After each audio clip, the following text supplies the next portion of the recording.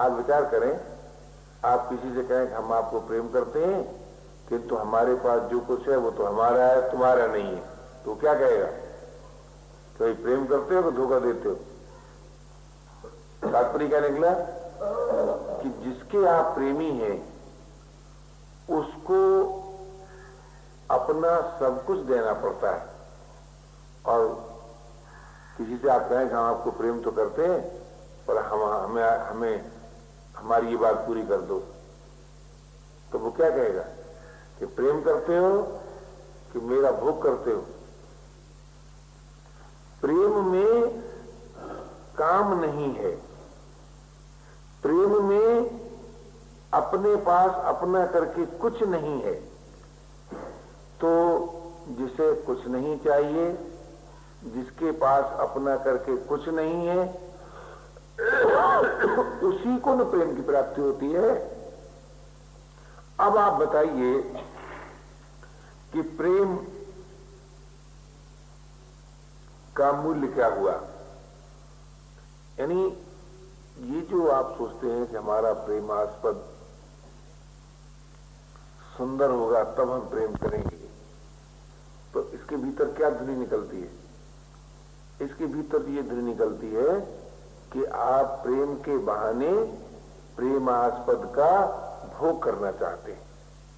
तभी ना आप देखते हैं कि वो कैसे हैं। जरा विचार तो कीजिए। तो ये जो लोगों में भ्रम है कि प्रभु कैसे हैं, काम के हैं कि बेकाम के हैं, तब हम उनसे प्रेम करेंगे, तो इसका अर्थ ये हुआ कि आप अपने सुख के लिए कुछ आशा रखते हैं, तब सोचते हैं कि कैसे हैं। यदि आप प्रेमी हैं तो कहां ये प्रश्न आता है कि वे कैसे हैं, और कहां ये प्रश्न आता है कि वे कहां हैं, और कहां ये प्रश्न आता है कि वो क्या करते हैं। चाहे जैसे हों, चाहे जहां हों, चाहे कुछ करें, अपने हैं और प्रिय है। यह है प्रेम की दीक्षा।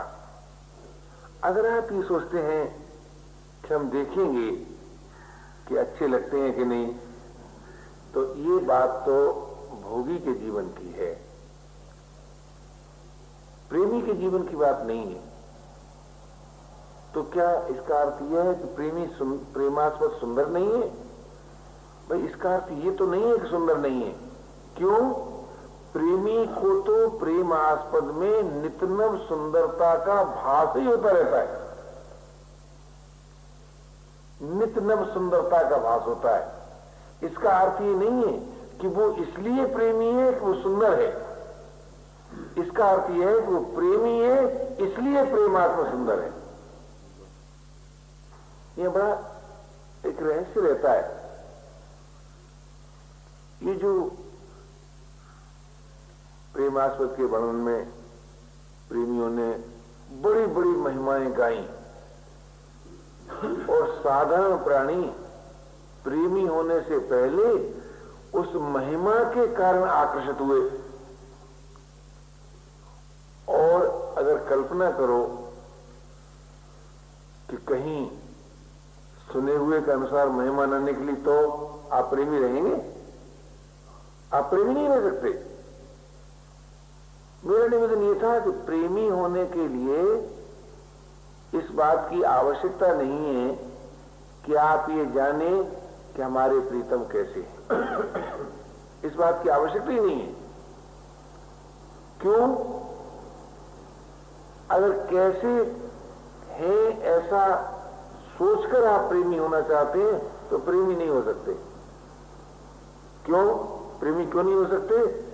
कि ये बात तो आप तब सोचेंगे जब आपके प्रेमास्पद से कुछ लेना हो। जब हम किसी से लेना होता है तब सोचते हैं कि वो कैसे हैं, और जब तक आपको कुछ लेना है तब तक प्रेमियों की सूची में नाम लिखा जाएगा क्या? है? जब तक आपको भोग चाहिए, मोक्ष चाहिए, है?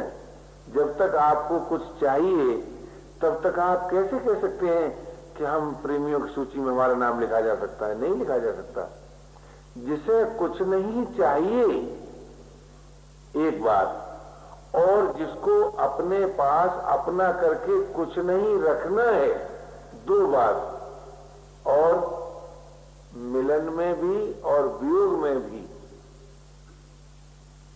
जिसके जीवन में नित्यनव प्रियता है।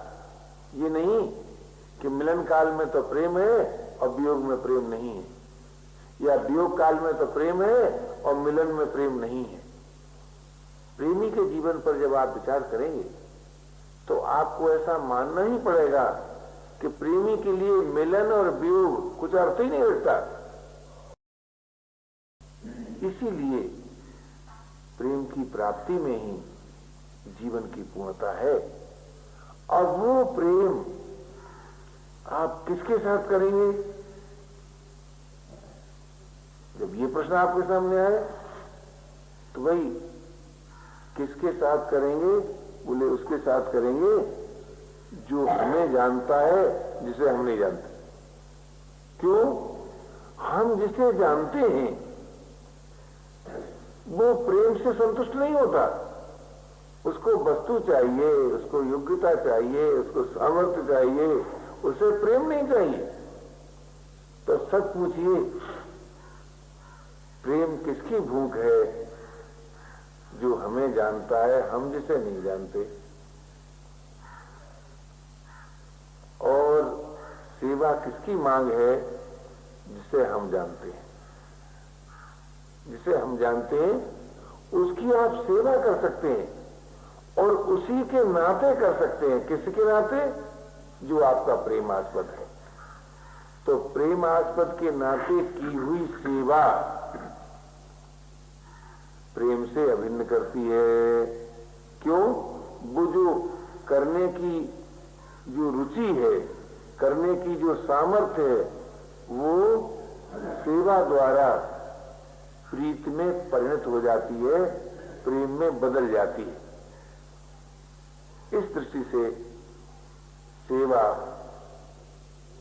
प्रीति में, प्रीति सेवा में ओतप्रोत है। यदि प्रेम की प्राप्ति हो गई तो उसका क्रियात्मक रूप सेवा है। यदि सेवा की प्राप्ति हो गई तो उसकी परावधि प्रेम है। इससे यह सिद्ध होता है कि जीवन की पूर्णता एकमात्र प्रेम की अभिव्यक्ति में है। और प्रेम की प्राप्ति में कोई परिस्थिति हेतु नहीं है, कोई अवस्था हेतु नहीं है, कोई योग्यता हेतु नहीं है। प्रेम की प्राप्ति में एकमात्र जिसे कुछ नहीं चाहिए, जिसका अपना कुछ नहीं है, जिसका कोई अपना है, यानी बेसामान का है और जिसे कुछ नहीं चाहिए, उस पर भी उसने ये स्वीकार किया कि आप मेरे हैं। एक बार ऐसी चर्चा चल रही थी कृष्णमूर्ति जी से। कृष्णमूर्ति ने पूछा, तुम किसको प्रेम करते हो? तो किसी ने कह दिया कि मैं अपनी पत्नी को प्रेम करता हूं। उन्होंने तुरंत कहा कि तुम्हारी पत्नी किसी को प्रेम करे, तुम उसे प्रेम करोगे? बोले नहीं। तो प्रेम करते हो कि शासन करते हो? तो आप बाप बनकर बेटे पर शासन करते हैं, पति बनकर पत्नी पर शासन करते हैं, मित्र बनकर मित्र पर शासन करते हैं, व्यक्ति बनकर समाज पर शासन करते हैं और कहते थे हम प्रेम करते हैं। भैया, जिसे प्रेम करना आ जाएगा उसको फिर कुछ करना शेष रहेगा।